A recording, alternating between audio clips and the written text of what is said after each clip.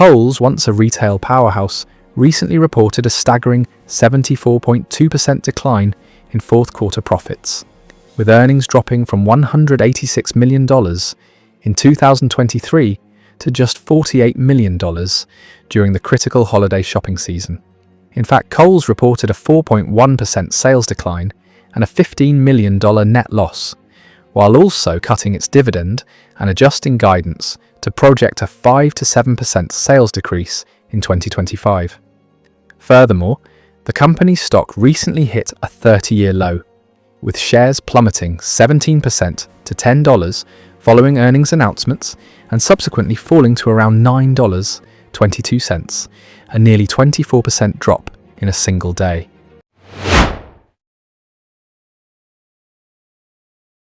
The explosive growth of online shopping has been a major factor behind Kohl's decline.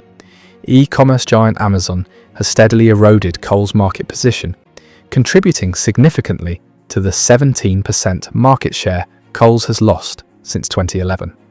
Notably, only 9% of consumers now consider Kohl's their first choice for shopping, placing it behind Amazon, 23%, Walmart, 18%, and Target, 14%. Consumer shopping habits have dramatically shifted toward digital channels. Despite Kohl's efforts to develop its online presence, the company hasn't kept pace with e-commerce leaders. Even when Kohl's partnered with Amazon in 2017 to accept returns in their stores, the anticipated foot traffic boost didn't translate into meaningful sales growth.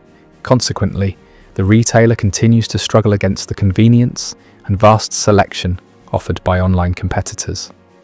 Off-price retailers have emerged as formidable adversaries in Kohl's competitive landscape. TJ Maxx and similar discount chains have effectively captured price-conscious shoppers by offering brand-name merchandise at lower prices than Kohl's could match. This trend has accelerated over the past decade, with TJ Maxx parent company TJX consistently outperforming department stores in both revenue growth and profitability. The value proposition of these discount retailers resonates strongly with today's consumers.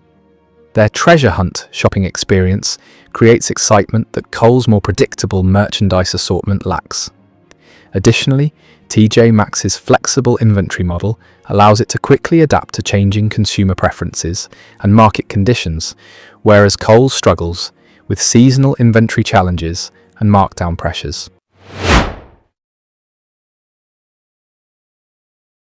In 2020, Kohl's embarked on an ambitious partnership with Sephora that has produced mixed results. While Sephora sales reached $1.4 billion in 2023 and are projected to hit $2 billion by 2025, this success came at a significant cost. The retailer prioritized Sephora expansion over core merchandise categories that loyal customers valued. Moreover, roughly 40% of Sephora shoppers are new to Kohl's. Yet this influx of customers hasn't translated into overall revenue growth. From 2015 through 2022, Kohl's revenue remained stagnant at approximately $20 billion, despite the Sephora rollout. Data analysis shows that the premium in spending for Sephora at Kohl's products, as opposed to spending on Kohl's other products, was down considerably versus the prior year period, indicating diminishing returns as the partnership expanded. Kohl's dismantled its fine jewelry displays specifically to make room for Sephora shops, a decision that backfired dramatically. The company's CEO later admitted this move was short-sighted, acknowledging they did not do a good job of retaining our jewelry sales. Essentially, the company sacrificed established revenue streams for speculative growth. Alongside jewelry, Kohl's also reduced its petite clothing offerings and decreased inventory in proprietary brands, further alienating loyal customers. Perhaps most damaging, Kohl's suffered from what analysts describe as an identity crisis. The retailer's focus shifted heavily toward attracting new customers through partnerships and brand additions without maintaining what core customers loved. The company's promotional strategy particularly confused shoppers. The list of brands excluded from Kohl's popular coupons grew increasingly large, reaching an all-time high in 2024. This created significant confusion and frustration among loyal customers who suddenly found their favorite items ineligible for discounts they had come to expect.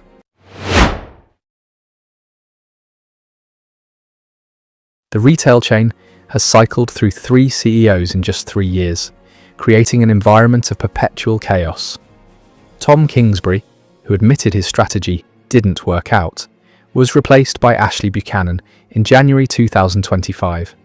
However, Buchanan was abruptly fired after only 3.5 months due to ethics violations involving undisclosed conflicts of interest with vendors.